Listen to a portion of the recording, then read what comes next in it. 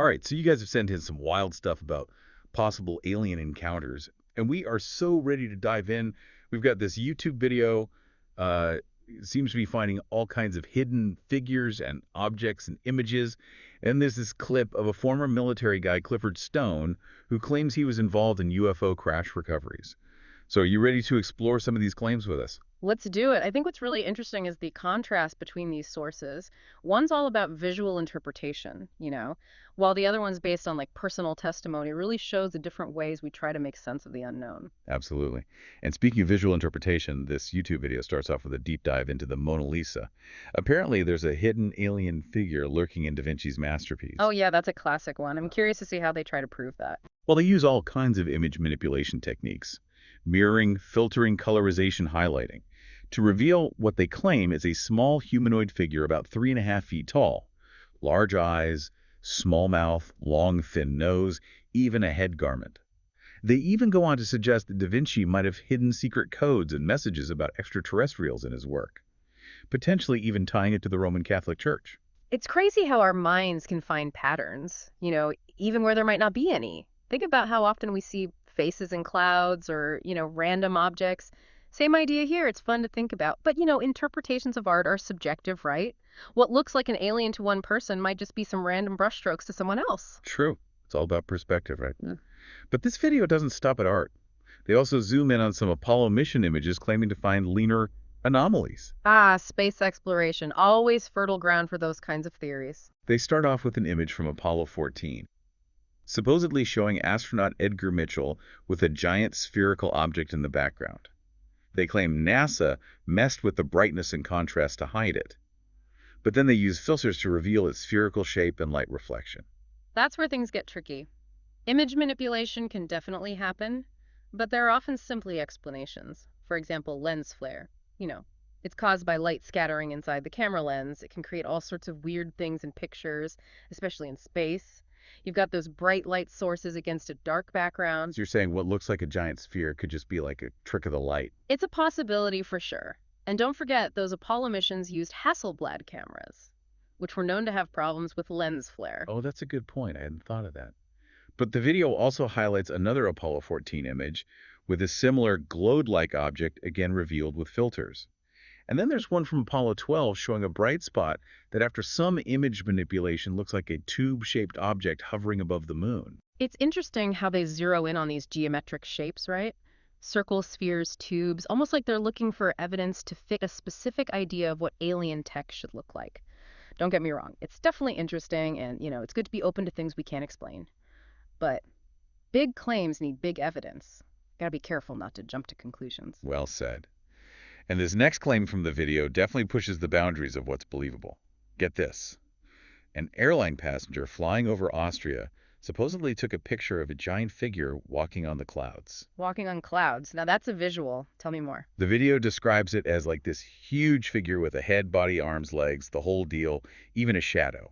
Because the photo was taken at 30,000 feet, they rule out any reflections from the ground. They even suggest that maybe giant humanoids exist in the Earth's lower stratosphere. Wow, that's a big jump. Hmm. Think about what it's like in the lower stratosphere. Super thin air, freezing cold, intense radiation from the sun.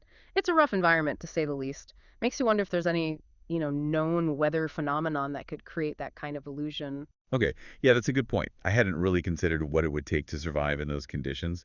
But this video keeps throwing out these crazy claims all over the place.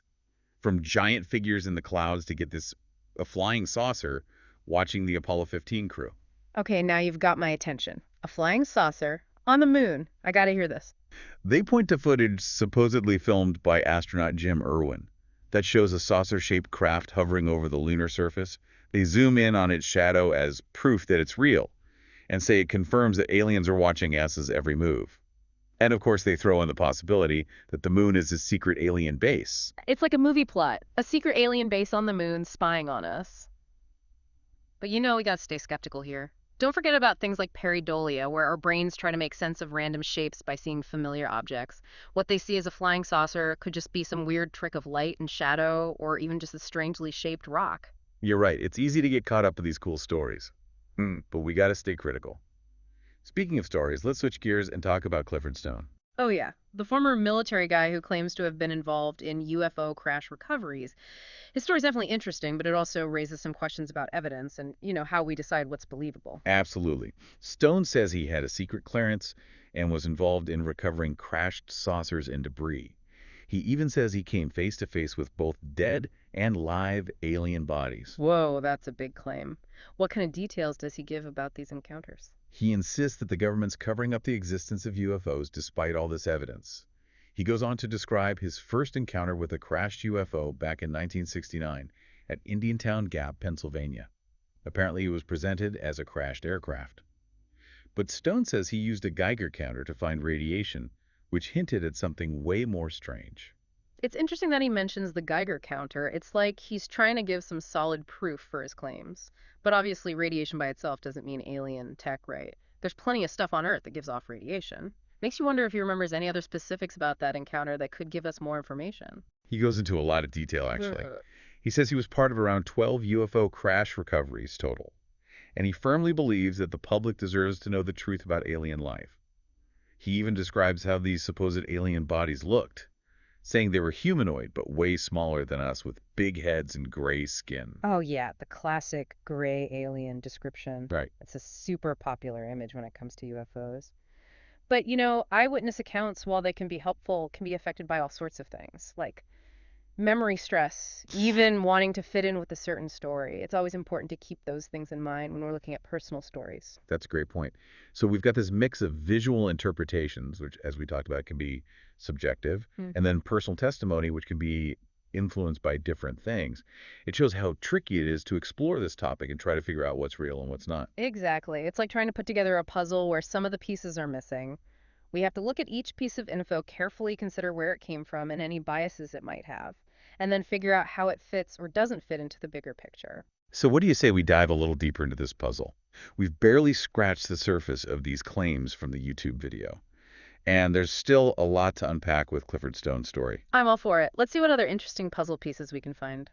You know what strikes me about all these claims, especially with the Apollo pictures? It's the idea that anything weird has to be artificial. Like we automatically think anything unusual must be some kind of technology, alien or human-made. It's like we're so desperate to find proof of something extraordinary that we don't even consider the possibility of more simple explanations. Right. And that brings us back to critical thinking. Yeah. Instead of jumping to conclusions, we need to ask, what else could this be? Mm. Could this be a natural thing? Could it be a weird trick of light or shadow? Could it be from how the image was processed or compressed? Speaking of image processing, this YouTube video goes on to analyze even more photos from the Apollo missions. This time, they say they found evidence of a giant spaceship on the moon. A spaceship? Tell me more. They zoom in on this picture from Apollo 16 and point to this long shape that they say is at least 3 miles long. They claim it's got clear features like windows or panels, and even compared to the International Space Station to give you an idea of how big it is. 3 miles long! That's bigger than most cities. It makes you wonder about the logistics of building something that huge, even for some super advanced aliens. Think about all the materials, the energy, the crazy engineering involved. It's mind-boggling. I know, right? It's hard to even imagine, but they don't stop there. They also say they found a giant tower on the moon in another Apollo 16 picture. A tower now. This is getting more and more out there. They zoom in on this tall, cylindrical object that seems to be casting a long shadow. And they use that shadow as proof that it's a real 3D structure, not just some trick of the light. It's funny how they keep using shadows as their main evidence. It makes sense at first glance, right? If something casts a shadow, it must be a real object. But shadows can be tricky, especially in space where the lighting is so different from what we're used to on Earth. So you're saying we can't always trust what we see when it comes to shadows in space? Not always. Think about how the length and direction of a shadow can change a lot depending on where the light is coming from. And on the moon, where there's no atmosphere to scatter, light shadows can look sharper and more defined than they would on Earth. That's cool. It's like there's a whole other set of rules for understanding visual information in space. Exactly. We got to be careful not to take what we know from Earth and apply it to places out in space. Well, this YouTube video definitely isn't shy about making those Earth-based assumptions. In fact, they then go on to analyze some photos from Mars, claiming to have found an alien soldier hiding among the rocks. An alien soldier. Now I gotta see. They zoom in on this rock formation that, to them, looks like a humanoid figure with a helmet and some sort of weapon. Ah, pareidolia strikes again. You know that human thing where we see meaningful patterns in random or vague stuff? We see faces in clouds, animals in toast, and now alien soldiers on Mars. Right. It's like our brains are wired to look for patterns even when they're not really there. Exactly. It's a survival thing, really. You know, being able to quickly spot patterns like a predator hiding in the bushes was crucial for our ancestors. But that same mechanism can sometimes trick us into seeing things that aren't really there. This YouTube video seems to be finding a lot of things that might not be there. They move on to more Mars photos, and this time they say they found ancient ruins. Ancient ruins, that's a classic one. It plays into our fascination with lost civilizations and the idea that maybe we weren't the only intelligent beings in our solar system. They point to these rock formations that to them look like walls, buildings, even pyramids, drawing comparisons to ancient civilizations on Earth like the Egyptians or Mayans. It's like they're projecting our own history onto another planet. Hmm. It makes sense, I guess. We humans tend to see the universe through a very human-centered lens. But just because something looks familiar doesn't mean it was made by intelligent beings, right? Well said. And speaking of familiar, they say they've spotted a crashed alien spacecraft in another Mars rover picture. A crashed spacecraft. Okay, now they're getting really creative. What exactly does this supposed spacecraft look like? They zoom in on this long cylindrical object that's kind of buried in the Martian dirt and say it's too symmetrical and metallic looking to be a natural rock. It's interesting how they keep focusing on symmetry as a sign of something artificial. Yeah, a lot of human-made things are symmetrical, but nature can make symmetrical things too, like crystals or snowflakes. It's not a surefire sign of intelligent design. That's a really good point. I hadn't thought of that. But they don't just use the shape of this thing. They also point to what they say are scorch marks around it, like it crash landed on Mars. And they even speculate that this spacecraft might have been carrying those alien soldiers they identified earlier. Wow, now they're building a whole story. It's like they're connecting the dots in ways that fit their own ideas. Exactly. It's like a Martian mystery novel unfolding before our eyes. It's definitely imaginative, but we gotta remember imagination doesn't equal truth. We gotta be careful not to mistake speculation for real evidence. Well said. Okay. Okay, last stop on this Mars rover image tour. The video claims to have found evidence of a giant alien structure on the far side of the moon. The far side of the moon. That's always been a mysterious place since we can't see it from Earth. They zoom in on this picture that shows what they say is a huge triangular shape on the moon, claiming it's way too big and perfectly symmetrical to be a natural formation. Ah, the triangle. Another classic shit up in UFO stuff. It's often linked with advanced tech and aliens. But then again, we gotta ask, is there a simpler explanation? Could this triangular shape just be from some geological process? Well, they say it's way too symmetrical to be natural. But what do they mean by perfectly symmetrical, and what are they comparing it to? Nature's full of crazy patterns and formations. It's totally possible that this triangular thing, while unusual, is just a product of natural forces. True. Good reminder that we can't always trust our gut feeling when we're looking at these claims. Exactly. We gotta think critically, look at the evidence carefully, and be open to other explanations. All right, now, for the grand finale of this YouTube video, they analyze some footage from the International Space Station and say they've spotted a UFO fleet flying in formation. A UFO fleet. Now they're really going all out. I can't wait to see how they try to prove that one. They slow down the footage and zoom in on these bright objects that seem to be moving in sync. Okay, so now we're dealing with moving things, not just still pictures. That brings in a whole new set of things to consider. What could these objects be besides a fleet of alien spaceships? They say it can't be satellites or space junk because the objects are moving too fast and in too organized a way. But how fast is too fast for a satellite or space junk? And what does organized movement even mean in space? Remember, we're talking about huge distances and movement in 3 dimensions, which can be hard to understand from a 2D video. You're right. It's easy to forget about the limitations of our perspective. But the video doesn't focus on those limitations. Instead, they speculate that this could be a fleet of alien spacecraft on a reconnaissance mission, maybe even getting ready for an invasion. Ugh, the invasion scenario. Classic sci-fi trope, right? But it also taps into our deepest fears of the unknown. What if we're not alone, and what if those other beings aren't friendly? Yeah, that's a scary thought. It is.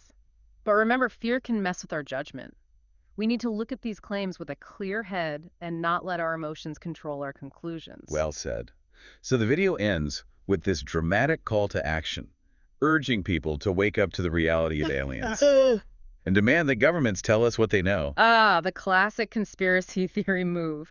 Create a sense of urgency and fear, and then position yourself as the only one with the truth. It definitely gets people's attention, Yeah, but it also makes you question their motives and credibility. exactly. And it brings us right back to the importance of thinking critically. We can't just blindly believe what we're told, even if it sounds convincing or plays on our fears. So what did we learn from dissecting this YouTube video? We've seen claims of hidden figures in art, weird stuff on the moon, giant figures in clouds, flying saucers on the moon, a Martian army crashed spaceships, and even a whole fleet of UFOs. It's been a wild ride.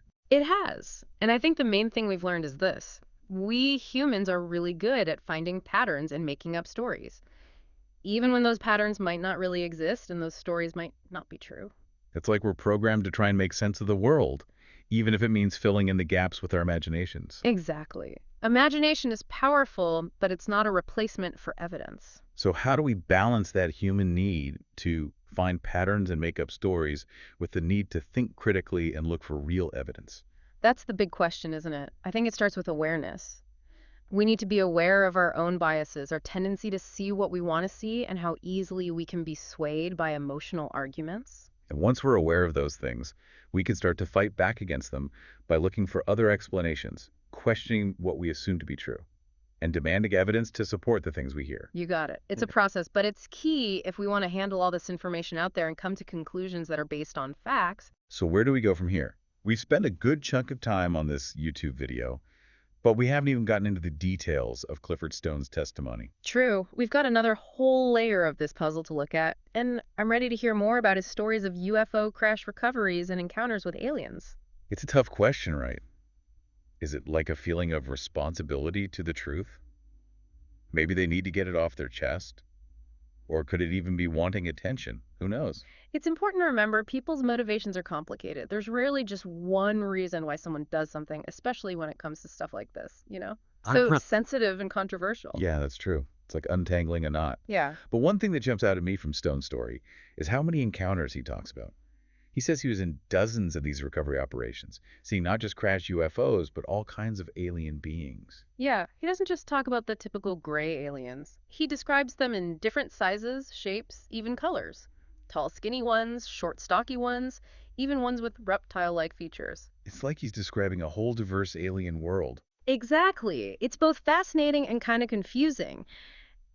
If what he's saying is true, it could mean we're not dealing with just one type of alien, but maybe many different species, each with their own characteristics and reasons for being here. Wow, that's a lot to think about.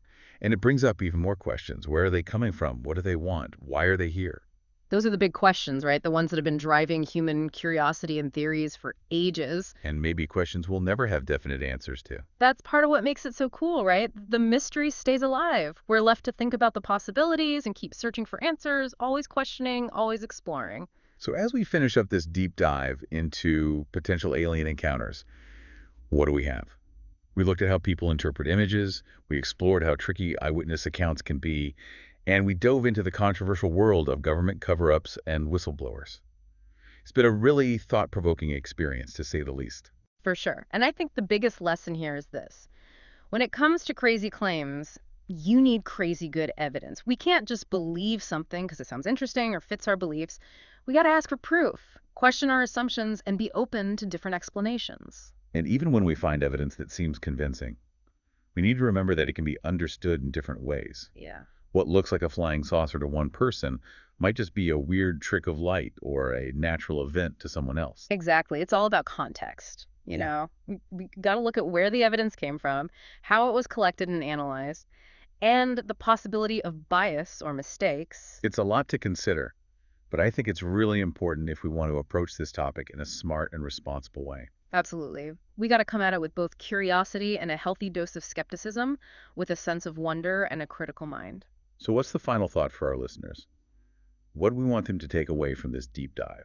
I think the main thing is this. The search for alien life is a journey, not a finish line. It's a journey that makes us question, explore, challenge our ideas, and stay open to the unknown. And it's a journey we're all on, together, figuring out what it means if we're not alone in the universe. Couldn't have said it better. And on that note, I think we've reached the end of our deep dive. Keep exploring, keep asking those questions, and never stop wondering about what else is out there. Thanks for joining us on this awesome journey, and until next time, keep looking up.